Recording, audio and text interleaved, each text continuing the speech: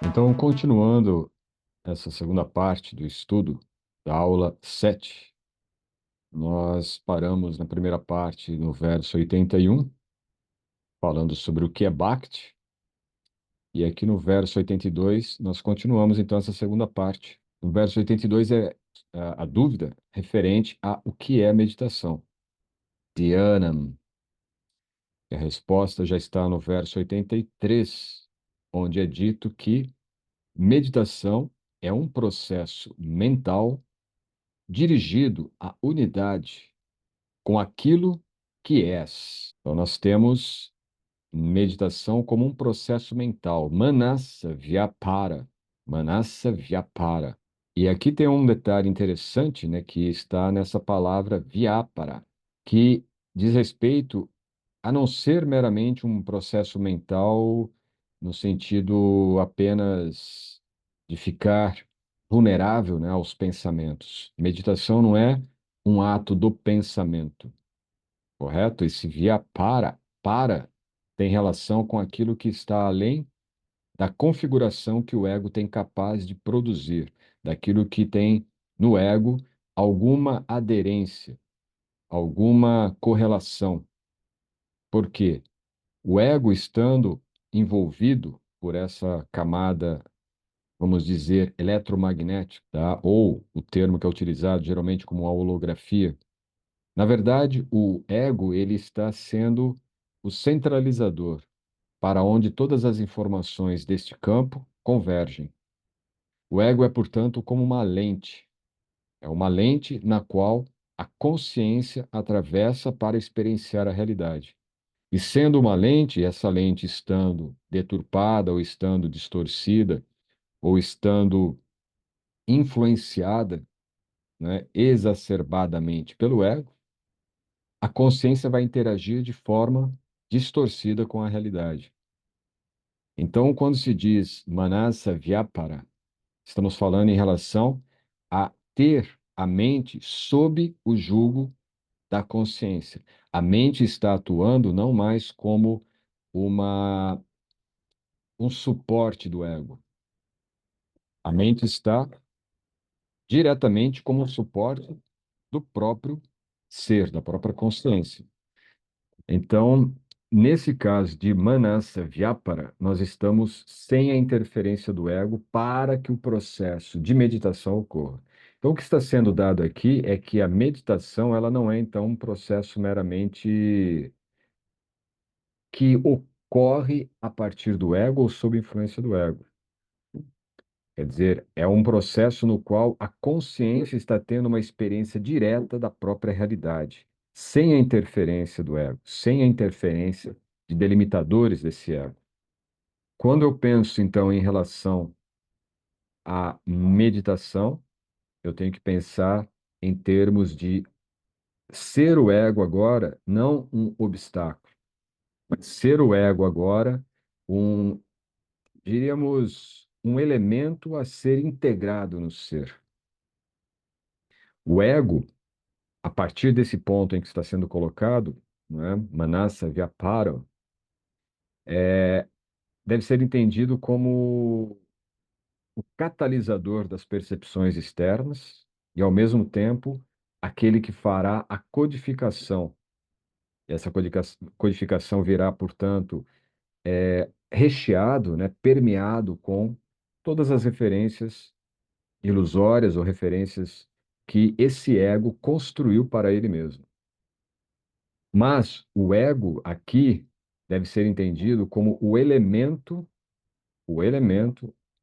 que, sendo uma lente deturpada ou uma lente distorcida da percepção da realidade, no processo meditativo, ele será uma lente também distorcida da própria experiência meditativa.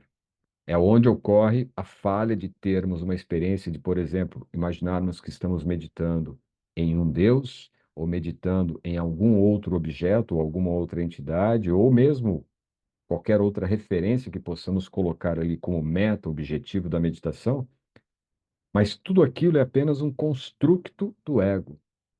Logo, porque o ego é uma lente, eu preciso então entender esse ego como a lente de discernimento que a consciência terá para, na meditação, trazê-lo para esse discernimento, onde eu não vou discernir a realidade, eu vou discernir aquele parâmetro que eu comentei ser como o processo do joio e o trigo, né? A separação do que é ilusão e do que é realidade, do que é uma falsa realidade e do que é a verdade, correto? Então, o ego ele não vai ser descartado, ele não vai ser eliminado, ele vai ser utilizado como uma lente para a discriminação ou o discernimento da consciência através da mente. Isso seria a meditação. E veja que esse processo, então, de meditação, ele é dirigido à unidade, palavra aikia, né, com aquilo que és. Quer dizer, aquilo que nós comentamos, né, na aula parte um, aqui na aula 7 parte um, em relação a termos uma dificuldade de entender o aforismo principal dos Upanishads, né? Tatvam Asi, tu és isso, ou tu és aquilo, né? A referência aqui é justamente um referente que é feito para o todo. Tanto o todo que está aqui, tu és isso, como também o todo que pode ser visto como um objeto a ser alcançado. Tu és aquilo em que você ainda não se vê inserido, pertencente, unido àquilo, né? O Brahman, ou a energia, o campo de energia. Enfim, esse é o ponto, tá? Esse é o ponto. O que é a meditação, portanto? Meditação é a consciência discernindo o próprio ser. E discernir o próprio ser significa trazer o ego para esta integração. O ego é integrado no ser. O ego não é um obstáculo. Ele só é um obstáculo enquanto nós o vemos como algo separado do próprio ser. Lutamos contra esse ego, tentamos eliminá-lo, tentamos matá-lo. Tudo isto é infundado, tudo isto acaba sendo realmente um processo no qual poderemos falhar. Porque para que esse ego seja eliminado, primeiro eu tenho que me fundamentar em uma doutrina ou em um dogma. Porém, se nós formos utilizar, inclusive, uma observação clara, vai para a Índia e tenta ver as pessoas que alcançaram esse estado de neutralização ou eliminação do ego, né? São vistos como avadutas. Para viver como um avaduta na Índia é uma coisa, viver como um avaduta no Ocidente, no Brasil, na nossa vida, seria outra coisa. Não é compatível, porque significaria a própria aniquilação da sua individualidade. Então, aí nós vemos também as falhas que existem nessas delimitações doutrinárias, seja em uma visão ou na outra, seja na visão dualista, seja na visão monista. Vedanta Vaishnava, Vedanta Dvaita. A questão é o ser ocupar todo o espaço que é ele mesmo. E nesse espaço que é ele mesmo existe uma sombra que é o ego. No momento da meditação, o processo então é iluminar aquela parte que está como uma sombra em nós mesmos. E para isto, usamos o ego como a lente do discernimento, onde eu não vou usar o discernimento distorcido do ego, mas eu mesmo, como consciência e ser, estarei lançando essa luz da consciência para discernir o ego, discernir o que está ali delimitando o eu e o falso eu, o eu real e o ego, tá? E aí, então, ele quer agora saber samadhi, né? Samadhi ka. O que é o samadhi? Samadhi, lembrem que nós comentamos, né, que seria a contemplação pura do próprio ser. Isso segundo o próprio Patanjali, e o sânscrito dá essa definição mesmo, tá? Samadhi é a contemplação pura do ser, a contemplação pura do Tatvamasi, daquilo que tu és nesta realidade. Realidade e verdade são a mesma coisa. Não existe verdade fora da realidade que nós estamos experienciando. Esta é a falha, né, que existem em qualquer sistema filosófico, sistemas de doutrinas. Falha é, o que é a verdade? Ah, a verdade, ela está em alguma escritura, a verdade está em algum lugar, a verdade está em alguma pessoa, está em alguma divindade ou está em algum estado que não é o seu real estado. Mas qual é o meu real estado? O real estado da consciência é esse estado no qual a realidade está sendo estabelecida a cada instante. Daí a potencialidade no ato de presença. E a potencialidade no ato de presença é a sua total entrega para este estado de presença em que nós estamos no agora. É ali que se estabelece uma experiência direta com a realidade. E a verdade não está em outro local, em outra instância, em outra dimensão, a não ser esta, a dimensão da presença. E essa presença pode se estabelecer tanto aqui nessa dimensão física, do dito mundo material, ou mesmo do planeta Terra, como de qualquer outra realidade, em qualquer outra dimensão, em qualquer outra densidade de experiência que a consciência esteja realizando. Então, onde quer que estejamos, como consciência, núcleo de consciência, nós sempre estaremos em um campo de energia consciente. A forma como esse campo de energia consciente se apresenta para a consciência passa pelo filtro do ego. O ego é que define: eu estou no mundo material, ou eu agora entendo e identifico, estou no mundo espiritual. Ainda assim, ele está colocando a dualidade, mundo material, mundo espiritual. A consciência entende, portanto, a realidade qual é? Tudo é esse estado de presença. Esta é a realidade. Logo, a verdade está naquilo que você tem de experiência direta com a realidade. E não é uma experiência direta da realidade empírica, apenas sensorial, perceptiva, porque essa tem as limitações, assim como a ciência empírica tem. O processo meditativo que vai nos levar a esse samadhi é o processo no qual a consciência se lança para a experiência da presença, como um ato em potência. Toda essa potência que é colocado no ato para a presença é a potência que está estruturando toda a realidade, está unificando toda a multiplicidade de partículas, de moléculas, de energias que estão se estabelecendo para construir o agora. Toda esta realidade como um painel em movimento, acima da velocidade que nós possamos conceber com a nossa percepção, em um range, né, em uma linha muito maior daquela pequena linha que nós conseguimos perceber. Nós não conseguimos nem perceber a velocidade da luz, nós simplesmente vemos a luz ou experimentamos a luz.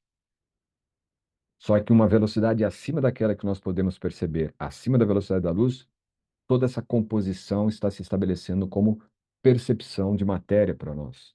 E essa combinação que está constituindo a matéria em frações de milésimos de segundos, que pega todas as partículas necessárias para construir a realidade que você tem agora, ela é meramente a potencialidade que é você. Isso é o ato de Deus te dar a oportunidade de experienciar a realidade, a sua vida. A cada fração de segundo, essa realidade está sendo criada a partir de cada um de nós, porque é a realidade que está emanando de dentro de nós. Portanto, a potência é justamente essa suprapotência, ou esta onipotência. Isso é a onipotência divina.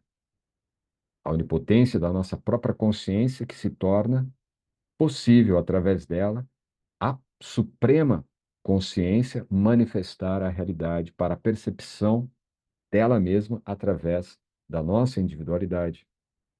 Isso, assim, é um processo que nós não temos como ver, nós só podemos experienciar, nos colocarmos para essa experiência. E isto é a meditação. E aí, então, no verso 85, ele vai responder isso. Samadhi é a absorção meditativa radicada na essência do próprio ser, sem distorções da dualidade. Então, Samadhi Vastanan, né? Vastanan é uma absorção, como eu havia dito, é uma contemplação pura. Nessa contemplação pura ocorre uma absorção meditativa, porque o Samadhi é o resultado da absorção no estado meditativo. Vastanam. Swarupa. Swarupa é ver a sua própria essência. Por isso, a contemplação pura do próprio ser. Só que aqui, Nirvikalpaka. Nirvikalpaka. Sem distorções da dualidade. Quais dualidades? Criadas pelo ego. É como se o ego ele está a todo momento segurando um espelho para que, ao olharmos, nós estamos, na verdade, vendo somente o reflexo da realidade. E aqui, sem o ego, não há mais esse reflexo. Está agora diante da percepção direta da realidade. O teu ser é esta constituição plena de tudo que está estabelecendo a sua presença. Essa experiência em presença, porque essa experiência em presença é a potência no ato. Isso foi trabalhado também por Aristóteles de uma outra forma, porém a ideia, ela é uma tentativa de chegar a esse ponto, o que é a potência em ato de presença, certo? Quer dizer, o samadhi, portanto, não é um estado transitório, um estado passageiro. Ele é um estado em que nós nos estabelecemos nele. É como o último desabrochar da nossa consciência.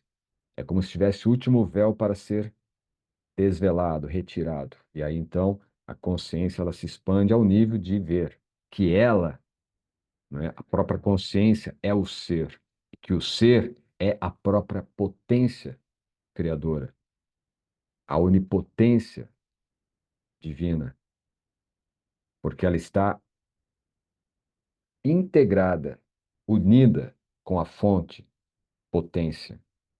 Se a consciência está em unidade com a fonte potência, ela logo percebe que o que está potencializando a criação dessa realidade é a potência que radica nela mesma. Radica de radical, radical de raiz, aquilo que está enraizado nela mesma. E então esta realidade se manifesta.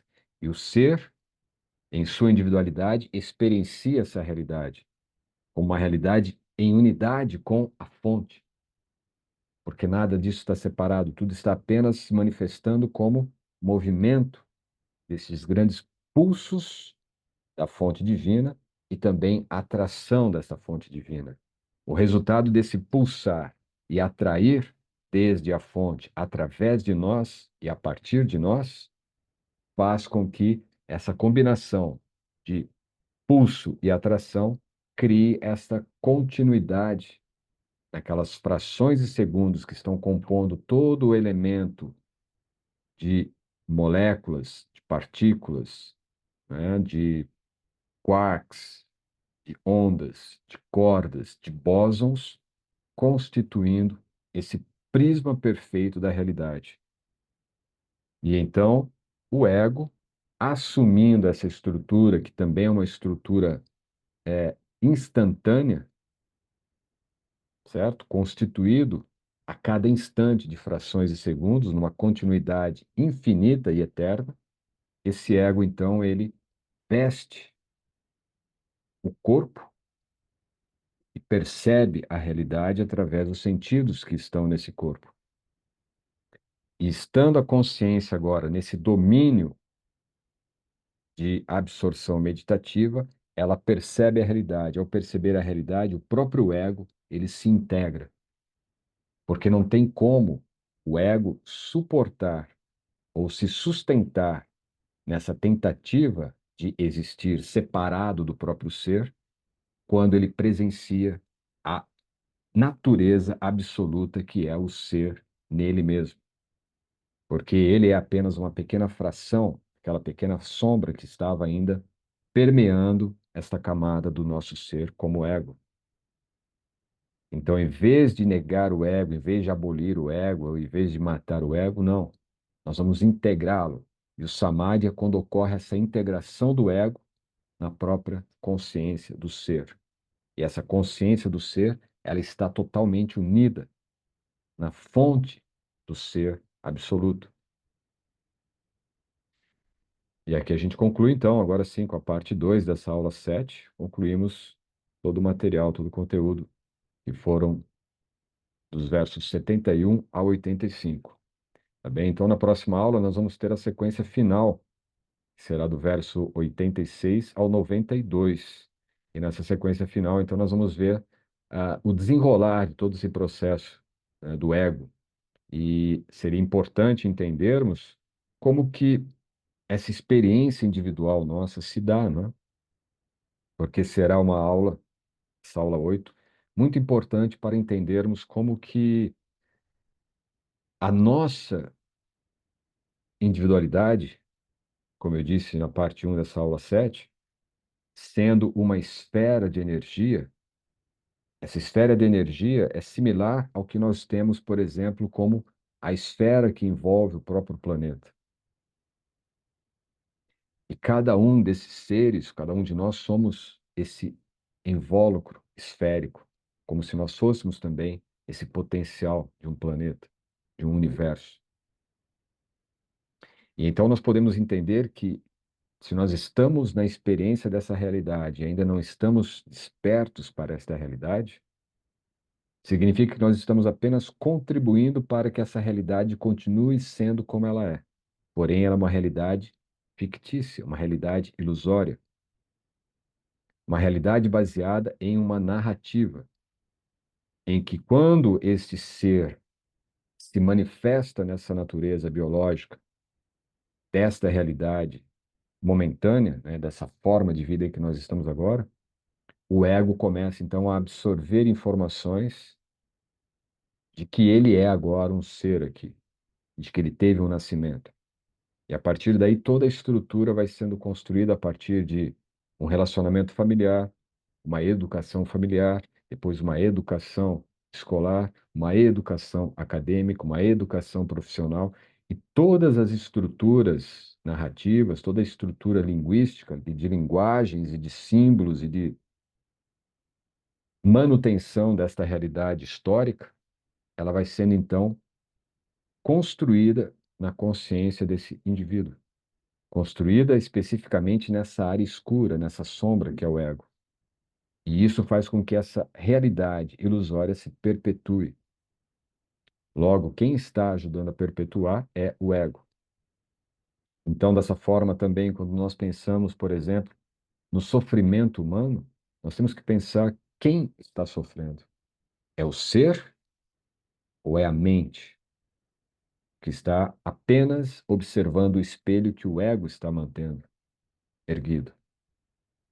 E é um ponto bastante delicado, porque às vezes nós achamos que esta realização espiritual diz respeito a manter um sentimento baseado no ego quanto ao sofrimento humano. Mas nós temos que entender que toda essa construção do que é sofrimento e do que é prazer é uma construção do ego humano, não é uma construção do ser. Para o ser, tudo é uma experiência. Tudo é uma experiência em consciência fonte. Tudo é uma experiência que ocorre na consciência. E a consciência ela está em unidade total com a fonte. Perfeito? Então, grato por sua presença, grato por sua atenção e até breve. Namaskar.